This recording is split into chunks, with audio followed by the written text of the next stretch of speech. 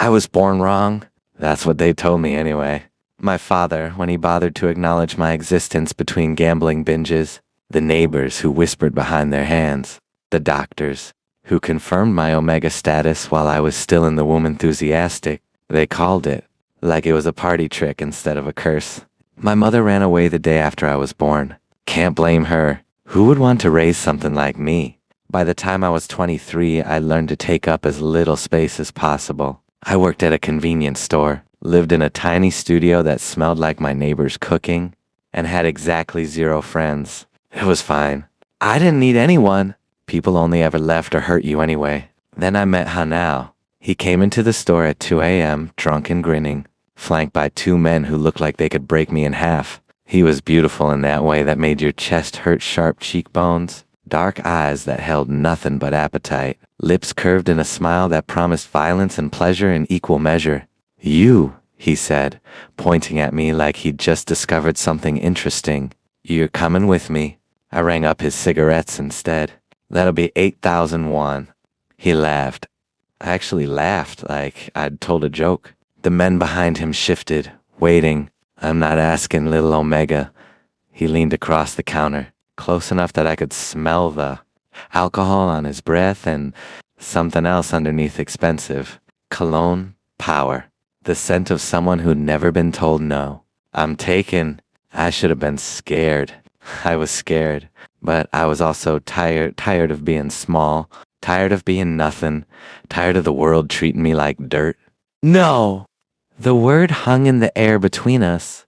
Hanao's smile widened. It was the most terrifying thing I'd ever seen. I like you, he said. I'm going to keep you. He kept me. And that's the only word for it. He didn't court me, didn't date me, didn't ask permission.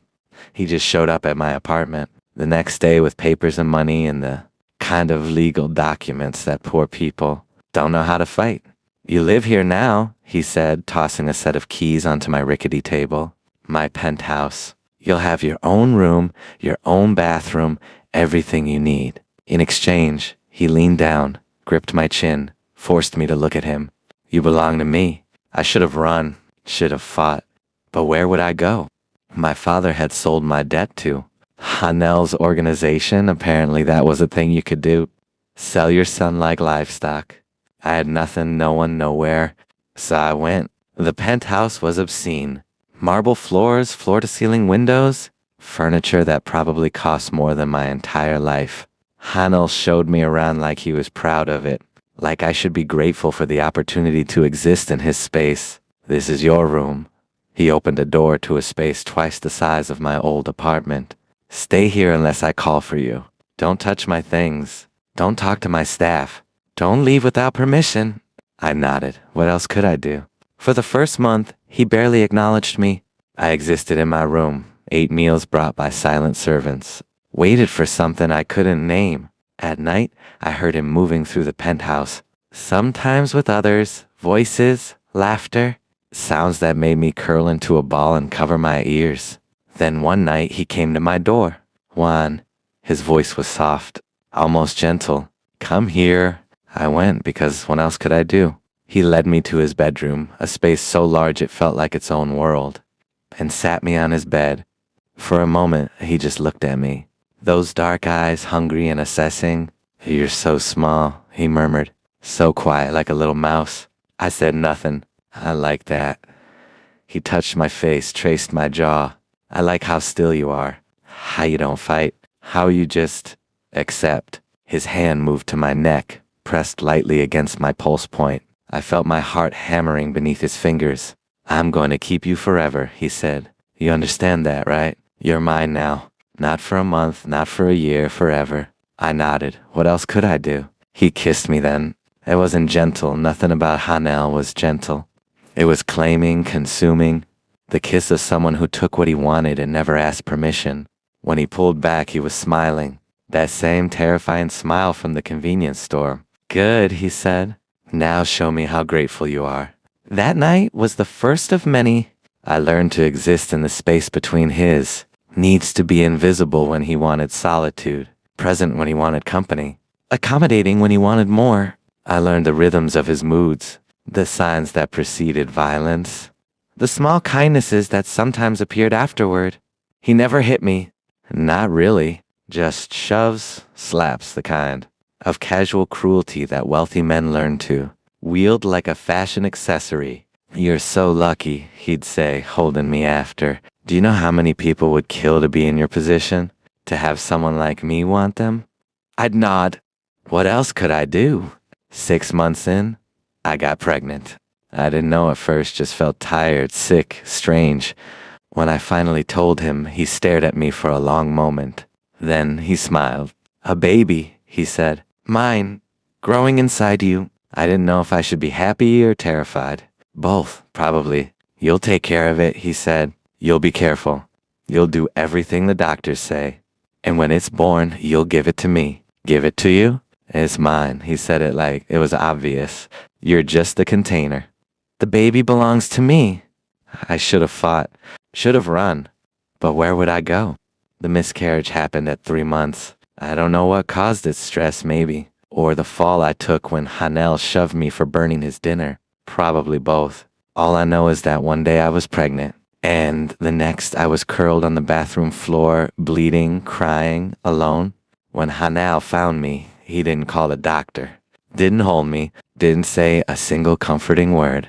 He just looked at the blood, at me, and his expression shifted to something I couldn't read. Clean yourself up, he said. I'll have someone bring you supplies. Then he walked away. The monkey came a week later. I was lying in bed, still bleeding, still crying, still not existing, when one of the servants knocked and entered. She placed a box on my nightstand wrapped in expensive paper, tied with a bow. A gift from Master Hanel, she said, then left. I opened it. Inside was a plush monkey. Soft brown fur, round eyes, a little smile stitched onto its face. It was the most ridiculous thing I'd ever seen. I laughed. Then I cried. Then I held it against my chest and didn't let go. Baby, I whispered. My baby. It wasn't rational. I know it wasn't rational. But something in me had broken, that last thread connecting me to reality, to sanity, to the person I used to be. The monkey became everything. I talked to it, sang to it, told it stories. I pretended it was alive, that it loved me, that it would never leave. I named it Hanuel Sky, 'cause when I looked at it, I could pretend I was somewhere else, somewhere free. Hana noticed, of course. He noticed everything. At first he was amused. He'd watch me with the monkey, that terrifying smile playing on his lips. My little crazy Omega, he'd say. So cute. Then he got bored of it. You need to stop that, he said one night. Finding me in the living room, Hanuel clutched to my chest. It's pathetic. I shook my head, hugged Hanuel tighter. He's my baby. He's a stuffed animal. Hanel's voice sharpened. You're embarrassing me. What if someone sees you? I didn't answer. Couldn't answer. Hanuel was all I had. Hanel grabbed the monkey, tried to pull it away. I screamed, actually screamed. The first real sound I'd made in months, and held on so tight my knuckles went white. For a moment, we struggled. Then he let go, laughing. Fine, he said. Keep your toy, but don't let anyone else see you with it.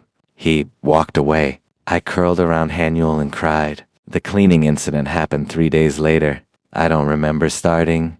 I just remember being in the kitchen, surrounded by bottles under the sink, and thinking, clean. If I could clean, maybe things would be better. If I could make everything spotless, maybe Hanel would be happy. Maybe he'd be kind. Maybe he'd love me. I poured bleach into a bucket, added ammonia, added more bleach, added everything I could find. The fumes hit me immediately, burning my eyes, my throat, my lungs. But I kept going. I had to clean, had to make everything perfect, had to. I collapsed. When I opened my eyes, I was on the kitchen floor, gasping, choking, unable to breathe. Hanel stood over me, looking down with an expression I'll never forget. Disgust. Pure, absolute disgust. What did you do? His voice was flat. What's wrong with you? I tried to answer. Couldn't. My lungs were burning, my vision blurring. Hanel stepped back, away from me. Clean this up. He wasn't talking to me, he was talking to someone else. One of his servants hovering in the doorway. And get him out of here. Take him to his room. I don't want to see him tonight. Sir, he needs a hospital. I said, take him to his room. Hanel's voice was ice. If he dies, he dies. I don't care. He walked away. The servant, a young woman with frightened eyes, helped me to my feet, half carried me to my room, laid me on my bed. She brought water, opened windows, stayed until my breathing evened out. I didn't thank her. I couldn't. I just curled around Hanuel and waited to stop existing. The next morning, Hanel came to my room. He looked at me, at Hanuel clutched to my chest, and his expression was unreadable. You're still alive. I nodded. Good. He sat on the edge of my bed, reached out, touched my face. His hand was almost gentle. I don't want you to die, Juan. I want to keep you. I didn't respond. But you need to stop being crazy. His voice hardened. No more cleaning. No more talking to stuffed animals. No more embarrassing me. Understand? I nodded. He leaned down, kissed my forehead. That's my good little Omega. He left. I held Hanuel and stared at the ceiling. The months after the cleaning incident blurred together.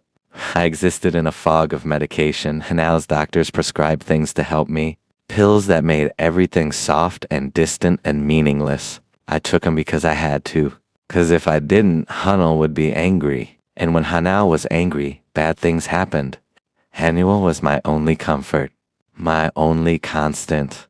I talked to him, held him, pretended he was real. When the loneliness became too much, I'd imagine him talking back, little whispers of comfort, of love, of the kind of affection I'd never known.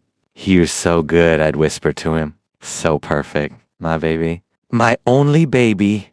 Hanel had stopped commenting on it. I think he'd decided it was easier to ignore than to fight. The second pregnancy happened 8 months after the first. I don't know how I was careful, always careful, but it happened anyway. When the test showed positive, I stared at it for an hour, frozen between terror and something I didn't dare name. Hope. Maybe this time would be different. Maybe this baby would survive. Maybe.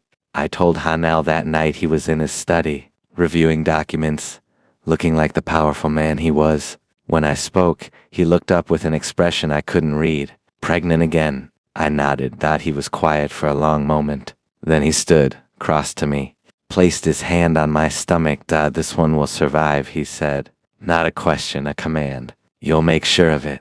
I'll try. No. Double quotes. His hand tightened just slightly. You'll do more than try. You'll rest, you'll eat, you'll take your medication. You'll do everything the doctors say. And if anything happens to this baby, he leaned close, his face inches from mine. I'll take it out of your hide. I believed him. For 3 months I did everything right. I stayed in bed. I ate what I was told. I took my pills and my vitamins and my supplements. I let doctors poke and prod and monitor. I barely moved, barely breathed, barely existed except as a container for the life inside me. And it worked. The baby grew. Strong heartbeat, perfect measurements, everything the doctors wanted to see. I started to hope maybe this baby would love me. Maybe this baby would be mine. Maybe. At 4 months, I lost it. I woke up bleeding, same as before. Same crimson stain spreading across the sheets, same cramping pain, same horrible knowledge that something was ending. I screamed for help. Servants came. A doctor came. Hanel came. He stood in the doorway watching, as they worked to save me, not the baby. There was no saving the baby, just me. When it was over, when I lay limp and empty and bleeding, he approached the bed. What did you do? I shook my head, couldn't speak. What did you do? Louder now. Angrier. Nothing. I didn't do anything. You must have done something. He grabbed my chin, forced me to look at him. You're broken, defective, can't even do the one thing I need you to do. Tears streamed down my face. I'm sorry. I tried. I did everything. Not good enough. He released me, stepped back. Clean her up, he said to the servants, and get her out of my sight. He left. I curled into a ball and waited for the world to end. It didn't end. It just got worse. After the second miscarriage, Hanel stopped touching me, stopped visiting, stopped acknowledging my existence except when necessary. I became a ghost in his penthouse, fed, clothed, housed, but completely unseen. I had Hanuel. That was enough. I'd hold him at night, rock him, sing to him. You're my good baby, I'd whisper. You stayed with me. You didn't leave. I love you. I love you so much. Sometimes I'd pretend he was real, really real, warm and breathing and alive. I'd imagine his little hands reaching for me, his tiny face smiling, his voice saying mama or appa or whatever name he'd choose. It was pathetic. I knew it was pathetic, but it was all I had. The third pregnancy happened a year later. I didn't tell Hanal at first. What was the point? It would just end like the others. Everything ended. But my body grew. My belly swelled. And eventually, someone noticed. Hanel appeared in my room one evening, eyes fixed on my stomach. You're pregnant again. I nodded. How long? 5 months. His eyes widened. 5 months? And you didn't tell me? I shrugged. What could I say? That I didn't see the point? That I was already mourning a baby that would never live? For a moment, I thought he might be angry. Then something shifted in his expression. Something almost like hope. This one's made it to 5 months, he said. Slowly. That's longer than the others. I said nothing. You'll see a specialist. The best in the country. You'll do everything they say. And this time, he knelt beside my bed, actually took my hand and squeezed. This time, you'll keep it. I stared at him, at this monster who'd collected me like a toy, who'd broken me piece by piece, who'd never shown me a moment of genuine kindness. And for one stupid, pathetic moment, I believed him. I lasted 6 months.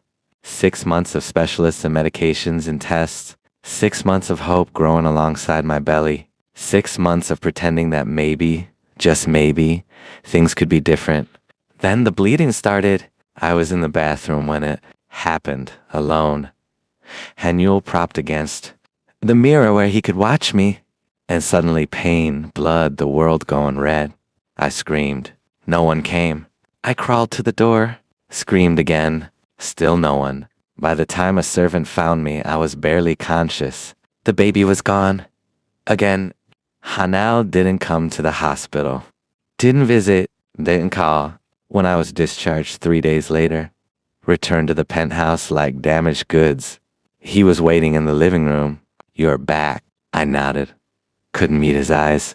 He stood, crossed to me, tilted my chin up until I had to look at him. His expression was cold, empty. You're useless, he said quietly. You know that? Completely useless. The one thing I needed from you, and you couldn't do it. I tried. Not hard enough. He released me, stepped back. I'm done. You can stay here. I'm not a monster. I won't throw you out. But I'm done with you. Done hoping. Done caring. He walked away. I stood in the foyer, Henry clutched to my chest, and felt something inside me finally, completely break. That was 3 years ago. I still live in the penthouse. Still eat meals brought by servants. Still take pills that keep me quiet and manageable. Hanel has other omegas now. I see them sometimes, passing through, beautiful and healthy and whole. He doesn't look at me anymore. Doesn't speak. I'm furniture. Less than furniture. But I have Hanuel. He's worn now, fur matted from years of holding, one eye loose. I've sewn him back together so many times there's more thread than original fabric. But he's mine. He's real. He's all I have. You're my good boy, I whispered to him every night, curled in my bed, the world outside irrelevant. You stayed with me. You didn't leave. I love you. I love you so much. Sometimes in the dark, I imagine him answering, I love you too, Mama. I'll never leave. It's not real. I know it's not real, but it's enough. It has to be enough. Last week, one of Hanel's new omegas, a pretty thing with bright eyes and a confident smile, saw me in the hallway, saw Hanuel clutched to my chest, saw me whispering to him. What's wrong with him? She asked someone not caring that I could hear. Don't mind him, was the answer. He's crazy. Has been for years. Just leave him alone. Crazy, that's what they call me now. The crazy Omega who talks to a stuffed animal. The broken one. The one who couldn't do the one thing she was supposed to do. They're not wrong. But I have Hanuel. I have my baby. I have the only love that's ever been mine. And at night, when the penthouse is quiet and the world feels almost peaceful, I hold him close and pretend. Good night, my baby. I whisper. Mama loves you. And somewhere in the darkness, I almost hear him answer.